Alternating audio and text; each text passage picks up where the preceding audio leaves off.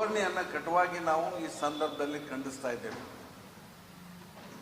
ಇವತ್ತು ಸನ್ಮಾನ್ಯ ಖರ್ಗೆ ಸಾಹೇಬರು ಅಧಿಕಾರದಲ್ಲಿರ್ತಕ್ಕಂಥ ಎಲ್ಲ ಸಂದರ್ಭದಲ್ಲಿ ದಲಿತ ಪರವಾಗಿ, ಜನಪರವಾಗಿ, ರೈತರ ಪರವಾಗಿ, ಮಹಿಳೆಯರ ಪರವಾಗಿ, ಎಲ್ಲರ ಪರವಾಗಿ ಹೋರಾಟ ಮಾಡಿರ್ತಕ್ಕಂಥ ಒಬ್ಬ ಮೇಲ್ಪಂಕ್ತಿಯ ನಾಯಕ ಸನ್ಮಾನ್ಯ ಖರ್ಗೆ ಸಾಹೇಬರು. ಅವರು KIDBಯಲ್ಲಿ ಒಂದು ಸೈಟಿಗೆ ಅರ್ಜಿಯನ್ನು ಹಾಕಿ ನಿಯಮದ ಪ್ರಕಾರ ಅರ್ಜಿ ಹಾಕಿ ಒಂದು CA ಸೈಟನ್ನು ಅವರು ಪಡೆದಿದ್ದಾರೆ. CA ಸೈಟ್ ಪಡಿಬೇಕಾದ್ರೆ ಅಲ್ಲಿ ಯಾವುದೇ ನಿಯಮ ಇಲ್ಲ, ಅಲ್ಲಿ ನೋಟಿಫಿಕೇಶನ್ ಮಾಡಬೇಕು ಅಥವಾ ಇದು ಪತ್ರಿಕಾ ಪ್ರಕಟಣೆ ಕೊಡ್ಬೇಕಂತಕ್ಕಂಥದ್ದೇನಿಲ್ಲ. ಅರ್ಜಿ ಹಾಕಿದ ಮೇಲೆ ಎಷ್ಟು ಅರ್ಜಿ ಬರ್ತಾವ, ಅರ್ಜಿಯಲ್ಲಿ ಯಾರು ಅರ್ಹರು ಇರ್ತಾರ ಆ ಅರ್ಹತೆ ಆಧಾರದ ಮೇಲೆ ಅವರಿಗೆ ಆ ಜಾಗವನ್ನು ಅಲಾಟ್ಮೆಂಟ್ ಮಾಡತಕ್ಕಂಥದ್ದು ಆ ಇಲಾಖೆಯ ಒಂದು ನಿಯಮ. ಬಹುಶಃ BJP ಅವರು ಅದೇ ಒಂದು ನಿಯಮಗಳ ಅನುಸಾರವಾಗಿ ಅವರು ಅಧಿಕಾರದಲ್ಲಿ ಇದ್ದಂಥ ಸಂದರ್ಭದಲ್ಲಿ ಸಾವಿರಾರು ಎಕರೆ ಜಮೀನನ್ನು ಕೂಡ ಅವರು ಹಂಚಿದ್ದಾರೆ. ಆದರೆ ಇಲ್ಲಿ ಜಮೀನನ್ನು ಪಡೆದಂಥವ್ರು ಯಾರು, ಅವರ ಅರ್ಹತೆ ಏನು ಅನ್ನೋದನ್ನು ನಾವು ನೋಡಬೇಕಾಗ್ತಾ ಇದೆ.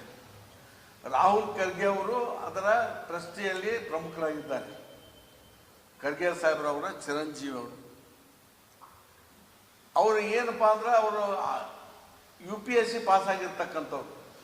ಆಲ್ ಇಂಡಿಯಾ ಏನು ಸರ್ವಿಸ್ ಇದೆ ಅದನ್ನು ಪಾಸ್ ಆಗಿ ರೆವಿನ್ಯೂ ಸರ್ವಿಸ್ನಲ್ಲಿ ಕೆಲಸ ಮಾಡಿ, ಇಂಡಿಯನ್ ರೆವಿನ್ಯೂ ಸರ್ವಿಸ್ ಅಲಾಟ್ಮೆಂಟ್ ಆಗಿ ಅಲ್ಲಿ ಕೆಲಸ ಮಾಡಿ ರಾಜೀನಾಮೆಯನ್ನು ಕೊಟ್ಟು ಈ ಪಾಲಿ ಭಾಷೆಯಲ್ಲಿ ಸಂಶೋಧನೆ ಮಾಡಲಿಕ್ಕೆ ಅನೇಕ ಕಾರ್ಯಕ್ರಮಗಳನ್ನು ಈ ರಾಜ್ಯದಲ್ಲಿ ಅವರು ಹಮ್ಮಿಕೊಂಡಿದ್ದಾರೆ.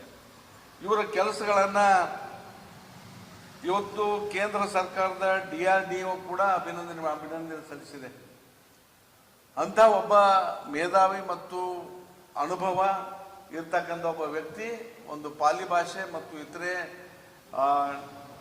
ಕೆಲಸಗಳನ್ನು ಮಾಡಲಿಕ್ಕೆ ಆ ಒಂದು ನಿವೇಶವನ್ನು ಪಡೆದಾಗ ಅವರು ಅಕ್ರಮವಾಗಿ ನಿಯಮ ಬಾಹಿರವಾಗಿ ಇನ್ಫ್ಲುಯೆನ್ಸ್ ಯೂಸ್ ಮಾಡಿ ಅವರು ಆ ಜಾಗ ಪಡೆದಿದ್ದಾರೆ ಅಂತ ಹೇಳಿ ನಮ್ಮ ಸನ್ಮಾನ್ಯ ಛಲವಾದಿ ನಾರಾಯಣ ಸ್ವಾಮಿ ಅವರು ಹೇಳ್ತಾ ಇದ್ದಾರೆ. ಛಲವಾದಿ ನಾರಾಯಣ ಸ್ವಾಮಿ ಅವರು ಯಾರು ಬೇರೆ ಅಲ್ಲ, ನಾವೆಲ್ಲ ಒಂದೇನೆ. ಆದರೆ ಖರ್ಗೆ ಸಾಹೇಬ್ರವರ ಕೃಪಾಶೀರ್ವಾದದಿಂದ ಆಲ್ ಇಂಡಿಯಾ ಏನು ರೈಲ್ವೆ ಬೋರ್ಡಿನ ಕನ್ಸ್ಯೂಮರ್ ಫೋರಂದ ಅಧ್ಯಕ್ಷರಾಗಿ ಅವರನ್ನು ನೇಮಕ ಮಾಡಿರ್ತಕ್ಕಂಥದ್ದು ಸನ್ಮಾನ್ಯ ಖರ್ಗೆ ಸಾಹೇಬರು. ಅವರು ನೇಮಕ ಆದಂಥ ಸಂದರ್ಭದಲ್ಲಿ ಇಡೀ ಭಾರತ ದೇಶದ ಉದ್ದಗಲಕ್ಕೂ ತಿರುಗಾಡಿ ಇವತ್ತು ಆ ಒಂದು ಹುದ್ದೆಯ ಒಂದು ಎಲ್ಲ ಅನುಭವಗಳನ್ನು ಪಡೆದಿರ್ತಕ್ಕಂಥವ್ರು. ಜೊತೆಗೆ 2013ರಲ್ಲಿ ಕರ್ನಾಟಕದಲ್ಲಿ ನಮ್ಮ ಸರ್ಕಾರ ಬಂದ ಮೇಲೆ ಅವರಿಗೆ ಅರಣ್ಯ ನಿಗಮದ ಅಧ್ಯಕ್ಷರನ್ನು ಕೂಡ ಸನ್ಮಾನ್ಯ ಖರ್ಗೆ ಸಾಹೇಬ್ ಮಾಡಿದ್ರು.